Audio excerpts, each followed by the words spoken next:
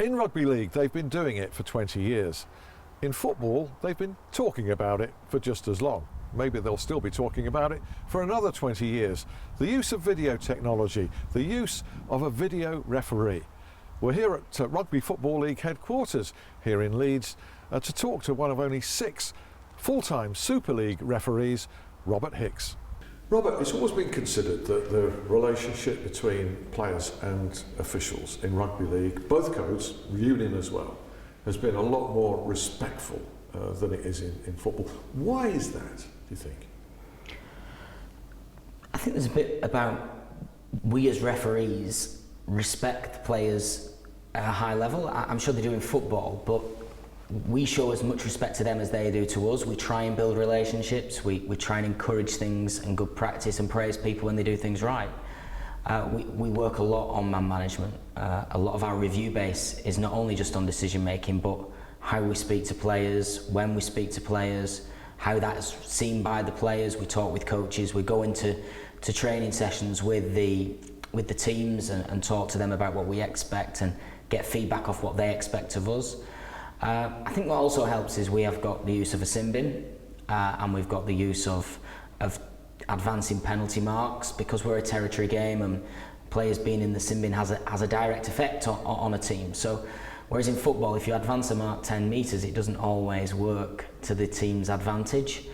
What you seem to be suggesting there at the start of your answer is that there's a lack, or has been a lack of respect from football officials towards players, maybe going back a long time. I'm not so sure that's entirely the case. I think there's a lot of character come out of football refereeing over the last few years, and the best refs are still the ones with character, and you see that now when you watch the Premier League. In my opinion, the best referees are those that get along with the players the best, because they contribute to a flowing game. Is that being cloned out by football? I couldn't comment really on that. I'm not close enough to any football official, and that would be unfair, but sometimes it comes across that way, I think, to the general fan. But the best referees in the Premier League have character. And presence. And presence, yeah, exactly, yeah. And the best two, Martin Atkinson, yeah. Mark Lambert, Martin Atkinson, they've been around a long time, so they know more players, and players trust them because they've made big decisions and impose themselves when appropriate. Sometimes as a ref, you've got to know when to back off, and sometimes you've got to know when to say you're wrong. And players respect that. They certainly do in our sport. They'd certainly would sooner you say, I got that wrong. You can say that on the field in live play, sorry about that. Yeah. Yeah, or I think I got that wrong, but it's gone now. And what's the reaction normally from a player when... Fair enough, we all make mistakes. They'll take it better if nothing comes of it. So you've got to pick your time to say you're sorry. Don't say you're sorry after someone's just scored the match-winning try. Yeah, I think it was forward. You have to just ride that one. But if there's a knock-on 5 minutes later, nobody's done anything, and you get to a scrum and someone say, well, yeah, sorry, I missed it. I just didn't have a view of it. And they'll accept that most times. What about the banter aspect? The common denominator of just about all the interviews I've done in this feature with people in football in various roles is that the banter has gone out of it between referees and players, and how much that is regretted. Is there banter between you and rugby league players? Yes. Our best ref at the minute has a really great rapport with players and has good banter with players. Does that mean you can use the same language back? I think you've got to be very careful, especially using industrial language.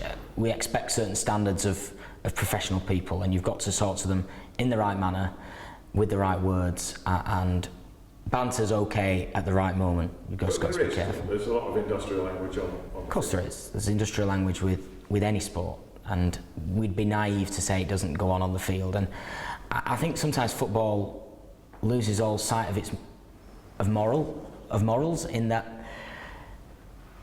players shouldn't swear on camera. They shouldn't swear down microphones. I completely agree, but it does happen, and they're unfortunate that they are caught on a camera. It's a multi-million-pound sport now where big decisions cost points, which cost lots of money, and it'll only get worse now the new TV deal's been signed. So I can understand why some referees would be reluctant to have banter with players and be caught out. And as I say, it is a two-way street. As much as referees might not have the same banter with players, I don't think players have the same banter with the referees. Sometimes they come across a little bit like, who are you to tell me what I'm doing? I'm earning all this money. That might be unfair on a player, I don't know. But that's something you don't have in rugby league, that disparity between, or quite as big a disparity between you and even the star players that you're officiating. No, you've been around, it's a small sport in many ways. Our top players are refereed by the same referees much more regularly than football would have. There's only 6 of you. There's 6 full-time referees, there's a couple more, we've just taken a couple more on. But you will referee the same teams a number of times in a year, so you will get a better relationship with the bigger name players, or with any player. But in football, you might only referee a team 3 or 4 times a year. What do you think, and I know you watch football avidly, you can reveal who you support if you wish to, I'll leave that entirely up to you, but what do you think when you see, and you can easily lip read players and abusing referees and what they're saying, and nothing then happening, the referee's almost backing off? What do you think when that happens? Well, I'm a Man United fan. Right. And the most vivid memory, and I think where football lost its way, was when Andy D'Urso nearly ended up sat in the North Stand at Old Trafford. In hindsight, he probably would have handled it differently, I have no doubt. But ultimately, football has to, through its authorities, not through its referees, it's authorities who make rules, it's authorities that decide how we're going to deal with things, has to power its referees with tools in order to diffuse situations. Some people say you should give a yellow card to every player who abuses a referee, and as soon as the side's down to 8 men, they'll stop abusing the referee. I don't buy that. However, I think on that occasion he should have stood his ground, and he should have almost forced a player to overstep the mark, because that would have got him a lot more respect, I think, because I think the players would have soon realised this was a no-go area. And body language is a really big part of showing strength, and I don't think he showed strength that day. This was the snarling mob led by Roy Keane, of course, yes, that's right, at the time. Actually, there is a red card by law in a referee's armoury for abuse, if it oversteps a certain limit. Yeah, and there is in our sport for the same thing, we can sin bin or we can send off. You hope you never get to that stage, but football seems to be reluctant to deal with it in that way, doesn't it? It's almost seems to regard it as part of the spectacle, and there seems to be an appeasement of players because of who they are and their stature. Wayne Rooney, for instance, do you think his behaviour has improved towards officials? I don't think it's got any worse. It's probably not improved greatly. I think deep down though he would have a great respect for officials. I'm pretty certain off the field he probably has a good relationship with most of the people who referee him. But it's passion, isn't it? Sometimes players are passionate, they overstep the mark. It happens in our sport in different ways. They'll commit fouls, they'll commit high tackles. In football that's got to be the same. It's down to the referee to manage that overboiling situation and diffuse it in the right way, whether that be through humour, whether it be through standing up to somebody and showing a strength in a body language. But again, it's not all about the referees. Sometimes it's about the authorities, and I suppose in football's case, the PGMOL coming out and saying, we aren't going to stand for this, and this is what we're going to do. So stronger management, you think, would help to stamp that problem out? Yeah, interestingly, this week I saw there was the West Ham player who got sent off. I think they reduced it down to 2 matches from 3, didn't they? This was a Stoke City player, I think, Affalay. That might have been the case. There were 2 sent off in the first half of a game, and it was petulant. It was like little slaps in faces, that kind of thing. Yeah, and that's where it's not black and white for me, and it seems to be in football. In our sport, that could be a red card, it could be a yellow card, but it's down to the referee to manage that how they see fit, whereas football doesn't seem to have, it wants to make everything black and white, right and wrong, and officiating is just not that, it's grey. And the more grey there is, the better referees referee in the grey area as well. A lot of opinion is involved. Yeah, exactly. People might think from the outside that refereeing these great hulking fellas that you have to deal with, these grizzled giants, ought to be a lot harder than refereeing, shall we say, mamby-pamby footballers. It's not like that, is it? No, I think it's about people skills.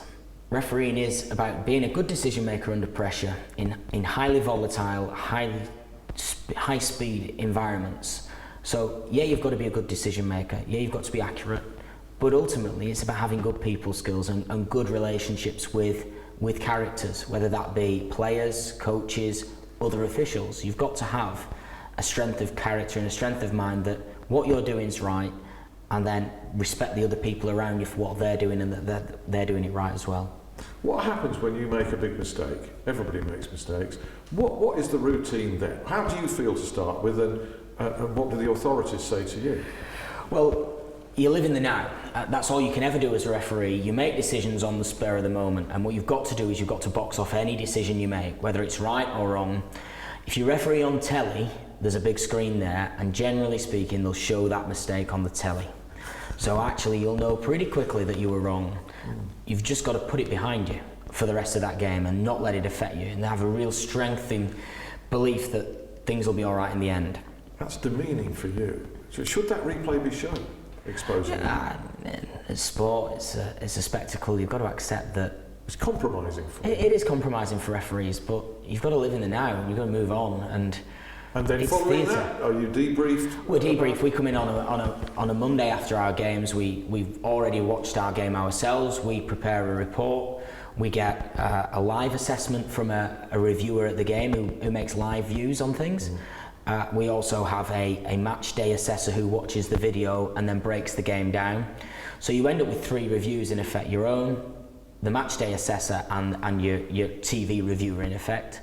You then get in a room on a Monday and you go through it with that reviewer and work out what was right and wrong, and why it was wrong if it was wrong, and how you can learn from that. Because as I say, everybody makes mistakes. You've just got to move on. You've got to accept it's wrong and work out why it was wrong and how you don't do it again. If it's a major mistake, you've got to accept that there's going to be consequences, and potentially, if you've cost a team a result, you've got to expect to sit out a weekend, and that's not easy to do. Robert, that's been highly illuminating. Thank you ever so much. Thanks very much. Thanks, mate. Thank you. Cheers.